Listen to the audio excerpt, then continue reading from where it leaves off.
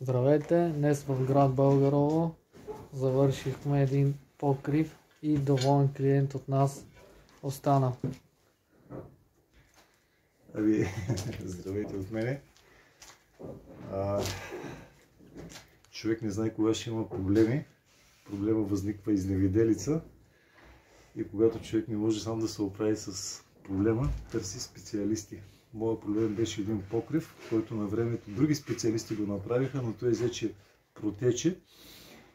И от 3-5 години, докато се наканим, докато разбереме, се обърнахме към Алекс и неговата фирма, и неговата бригада, неговите момчета. И ви го препоръчвам, защото вече покрива е готов за 2 дена. Каквото да означава това, искам да ви кажа нещо, че когато, даже понякога и времето е пари.